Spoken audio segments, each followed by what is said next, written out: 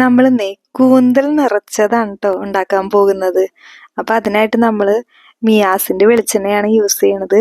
100% ശുദ്ധമായ വെളിച്ചെണ്ണയാണ്, ധൈര്യമായിട്ട് ഉപയോഗിക്കാം. അപ്പം അതിനായിട്ട് നമ്മൾ കൂന്തൽ എടുത്തിട്ടുണ്ട്. നന്നാക്കി നല്ലപോലെ കഴുകി ക്ലീൻ ചെയ്ത് വെക്കുക. പിന്നെ ഇത് നിറയ്ക്കാനുള്ള മസാല ഉണ്ടോ നമ്മൾ ഉണ്ടാക്കണം. അതിനായിട്ടൊരു പാൻ അടുപ്പത്ത് വെച്ച് അതിലേക്ക് ചെറുതായി അരിഞ്ഞ ഇഞ്ചിയും വെളുത്തുള്ളിയും ഇട്ട് ഒന്ന് വാടി കഴിയുമ്പോൾ ചെറുതായിട്ട് അരിഞ്ഞ സവോള ചേർത്തൊന്ന് വാട്ടാം. ആവശ്യത്തിന് ഉപ്പും കൂടി ചേർക്കാം കേട്ടോ. ഇതൊന്ന് വഴന്ന് വരുമ്പോൾ നമുക്കിതിലേക്ക് ചെറുതായിട്ട് അരിഞ്ഞ തക്കാളി കൂടി ചേർത്ത് കൊടുക്കാം. എന്നിട്ട് നന്നായിട്ടങ്ങ് വാട്ടിയെടുക്കാം.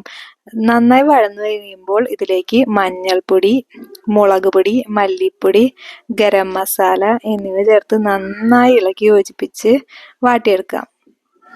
ഇതിലേക്ക് നമ്മുടെ കൂന്തലിൻ്റെ കൈയൊക്കെ കൂടി അരിഞ്ഞെടുത്തത് ചേർത്ത് വേവിച്ചെടുക്കാം. നമ്മുടെ കൂന്തലിൽ നിറയ്ക്കാനുള്ള ഫില്ലിങ് അപ്പം റെഡി ആയിട്ടോ. നമുക്കിനി ഓരോ കൂന്തൽ എടുത്തിട്ട് അതിൻ്റെ ഉള്ളിലേക്ക് ഈ ഫില്ലിങ് ഒരു സ്പൂൺ വെച്ചിട്ട് നിറച്ച് കൊടുക്കാം. എന്നിട്ട് നമുക്കൊരു ഈർക്കിലിയോ ഒരു ടൂത്ത് പിക്കോ ഉപയോഗിച്ചിട്ട് ആ ഫില്ലിങ് പുറത്ത് പോവാതിരിക്കാനായിട്ട് കൂന്തലിൻ്റെ തുമ്പത്തൊന്ന് കോർത്ത് കൊടുക്കാം.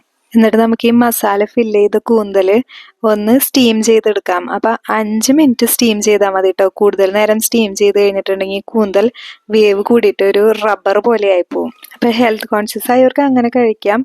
കുറച്ചും കൂടി ഭംഗി വേണമെന്നുള്ളവർക്ക് അല്പം മുളക് പൊടിയും ഉപ്പും കുറച്ച് വെളിച്ചെണ്ണയും കൂടി ചേർത്ത് തിരുമ്മിയിട്ട് ഈ കൂന്തലിൻ്റെ പുറത്തൊന്ന് തേച്ച് പിടിപ്പിച്ചിട്ട് നമുക്ക് ഒരു പാൻ എടുത്ത് ഒരല്പം വെളിച്ചെണ്ണ ഒഴിച്ചിട്ട് അതിലൊന്ന് ജസ്റ്റ് ഒന്ന് ഇട്ട് ഫ്രൈ ചെയ്തെടുക്കാം. നല്ല അടിപൊളി ടേസ്റ്റാണ് കേട്ടോ. അപ്പം നിങ്ങൾ എന്തായാലും ഇത് ഉണ്ടാക്കി നോക്കണം. അപ്പം ഈ വീഡിയോ കാണുന്ന എല്ലാവരും നമ്മുടെ ഈ ചാനലൊന്ന് സബ്സ്ക്രൈബ് ചെയ്യണം. നിങ്ങളുടെ ഫ്രണ്ട്സിനൊക്കെ ഷെയർ ചെയ്ത് കൊടുക്കുകയും ചെയ്യണം. Okay, thank